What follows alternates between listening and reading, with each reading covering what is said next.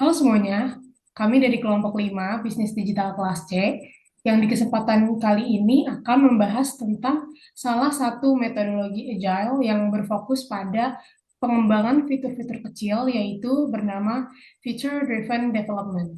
Di presentasi ini kami akan menjelaskan mulai dari konsep dasarnya sampai contoh penerapannya supaya bisa lebih mudah memahami bagaimana FDD digunakan dalam dunia pengembangan perangkat lunak.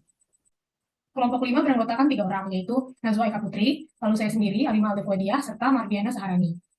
Sebelum itu, kita harus tahu dulu definisi dari Feature Driven Development. Yang pertama, definisinya. Metode ini tuh pengembangan berbasis fitur yang bernilai bisnis. Dia menggunakan pendekatan iteratif dan incremental dan fokus pada pembuatan software yang berfungsi dengan cepat. Tujuannya untuk menghasilkan software nyata secara berkala, lalu memberikan visibilitas progres kepada stakeholder, lalu mengurangi risiko akibat requirement yang ambigu, dan memastikan hasil akhir tetap sesuai kebutuhan bisnis. Nah, ini tuh diciptakan oleh Jeff DeLuca dan Peter Code pada 1997. Pertama kali diterapkan pada proyek berskala besar di Singapura, kemudian diformalkan dalam buku A Practical Guide to Feature Driven Development oleh Palmer dan Felsing. Dan di sini saya akan menjelaskan mengenai prinsip dan nilai utama dari FDD atau Feature Driven Development. Kita akan mengambil 4 poin penting. Yang pertama di sini adalah berfokus pada fitur sebagai unit nilai bisnis.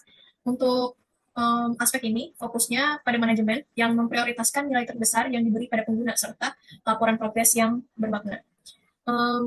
Biasanya untuk FDD ini didefinisikan sebagai fitur yang dengan unit terkecil pekerjaan yang nilainya dibawa langsung untuk klien atau client valued function. Nah, untuk biasanya format umum dari fokus pada fitur ini adalah action, result, object. Misalnya kalau kita ingin membuat fitur calculate the total of sale. Actionnya berarti calculate, resultnya adalah total, untuk objeknya adalah a sale. Yang kedua adalah modeling ataupun domain driven sebagai fondasi pemahaman. Nah, untuk proyek FDD itu dimulai dengan develop over model, di mana proses modeling ini dilakukan oleh small group modeling, yang model domainnya ini dibentuk yang merupakan referensi hidup yang terus direvisi saat fitur-fitur didesain. Karena itu, FDD sering disebut sebagai Model Driven Short Iteration Process. Singkatnya adalah penggunaan model domain ini membantu mengurangi ambiguitas ataupun ambiguitas requirement dan memberi bahasa bersama antara bisnis dan pengembang ataupun developer. Yang ketiga adalah iterasi pendek dan incremental per fitur, yaitu desain yang akan dibentuk untuk tiap fitur. Setelah tadi kita mention tentang develop overall model dan fitur listnya udah siap, FDD nantinya akan memulai siklus plan by feature yang nantinya akan diproses lagi ke tahap design by feature, lalu ke tahap build by feature untuk setiap fitur atau set fitur kecil. Nanti ini dibahas di slide selanjutnya juga. Nah, untuk fitur ini harus kecil agar periode pengerjaannya ini lebih singkat ataupun efisiensi waktu. Intinya dari inti format dari iterasi pendek dan incremental ini adalah design, code, test, lalu inspection. Dan terakhir dari prinsipnya ini adalah peran dan ownership yang jelas. Nah, dalam prinsip FDD ini mengutamakan class ownership yang jelas, yaitu dengan tiap-tiap kelas yang tanggung jawabnya itu ataupun domain objeknya ini jelas. Seperti adanya shift arsitek untuk menjaga keseluruhan arsitektur, shift programmer, domain expert, hingga developer, dan sebagainya. Intinya dari sini adalah pembagian peran yang mempermudah koordinasi pada proyek berskala menengah hingga besar. Ya, di sini kita akan membahas mengenai proses ataupun aktivitas utama dari FDD ini.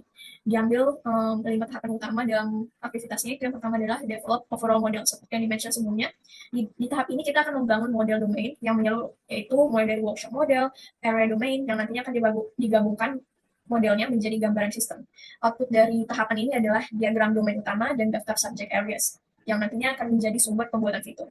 Lalu yang kedua adalah build feature list. Dalam tahapan ini, kita akan menguraikan aktivitas tadi menjadi fitur-fitur kecil yang bernilai bisnis, yang dimana susunannya nanti akan disusun menurut subjek area. Selanjutnya adalah plan by feature, di mana di sini yang bekerja dalam manajemen proyek, mereka nantinya akan merinci prioritas, estimasi, hingga ownership tiap-tiap fitur, yang nantinya outputnya adalah rencana pengiriman yang bertahap. Selanjutnya yang keempat dari 5 tahapan utama ini adalah design by feature. Di sini, fitur-fitur yang dikerjakan tiap class owner tadi, seperti shift programmer hingga developer, nantinya akan dimasukkan ke sesi desain singkat. Nah, untuk desainnya ini seperti desain paket feature, sequence diagram, refine model, hingga penyiapan prolog metode. Lalu, nantinya akan dilakukan design inspection oleh class ownership yang bertanggung jawab. Selanjutnya, terakhir dari tahapan utama ini adalah build by feature, atau di sini yang di-highlight adalah detail dari fitur sendiri. Nantinya class ownership akan mengimplementasikan kode berdasarkan desain.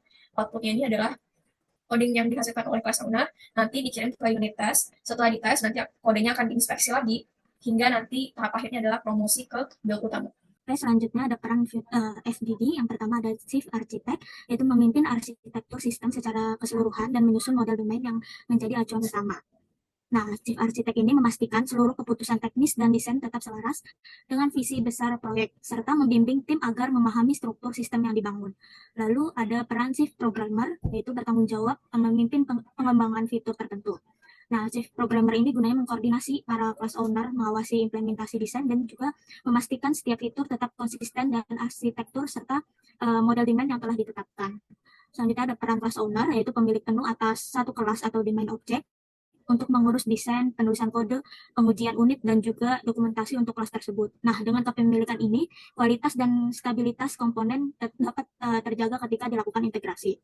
Selanjutnya ada peran domain expert, yaitu pihak bisnis atau pengguna yang paling memahami proses kerja nyata. Nah, domain expert ini memberikan masukan terkait kebutuhan bisnis, memvalidasi fitur yang dikembangkan, dan juga membantu tim teknis menghindari kesalahan. Lalu yang terakhir ada developer atau tim fitur, yaitu membangun fitur sesuai desain, melakukan integrasi kode ke sistem utama, serta menjalankan pengujian untuk memastikan fungsionalitas berjalan dengan baik. Nah, developer ini sering bekerja paralel dengan tim lain agar pengembangannya lebih cepat. Oke, selanjutnya ada kelebihan dan kekurangan FDD. Yang pertama ada kelebihan FDD, yaitu pertama ada progress dan delivery mudah dipantau, yaitu karena setiap fitur didefinisikan dengan baik dan status pengerjaannya dapat dipantau secara transparan, sehingga manajer proyek dan stakeholder mudah mengetahui perkembangan. Lalu yang kedua ada cocok untuk proyek berskala besar atau kompleks. Nah, karena dengan peran yang jelas dan pemodelan domain yang sistematis, mudah terkoordinasi banyak anggota tim lebih mudah.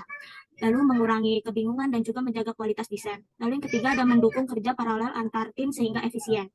Nah, karena pembagian pekerjaan berdasarkan fitur dan kelas, maka dari tim itu sendiri bekerja bersamaan tanpa saling mengganggu dan dapat mempercepat proses pengembangan. Lalu yang keempat ada dokumentasi awal mengurangi kesalahan dan reward. Nah, dengan adanya pemodelan dan dokumentasi yang kuat di awal, itu meminimalisirkan resiko kesalahan desain besar dapat ditekan sehingga tidak banyak pekerjaan ulang di tahap akhir. Lalu ada kekurangan FGD, yang pertama ada investasi awal tinggi. Nah, karena adanya investasi awal tinggi ini, maka FDD harus menyusun model domain yang kooperatif, sehingga memakan waktu dan tenaga, sehingga butuh persiapan yang matang di fase awal proyek. Lalu yang kedua adanya kurangnya cocok untuk prototyping cepat. Dengan pendekatan FDD ini menuntut perencanaan dan dokumentasi yang rapi sehingga tidak fleksibel untuk percobaan cepat. Lalu yang ketiga ada ketergantungan pada pemimpin berpengalaman. Nah, karena tanpa pemimpin teknis yang kuat, proyek dapat kehilangan arah atau mengalami kualitas implementasi yang buruk.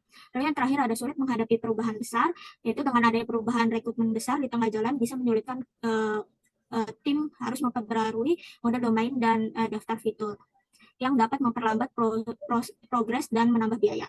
Materi selanjutnya akan dilanjutkan oleh Kak Taya. Oke, selanjutnya ada studi kasus. Studi kasus ini kita ambil dari sistem informasi penggajian dan absensi kantor camat Sirapit web based.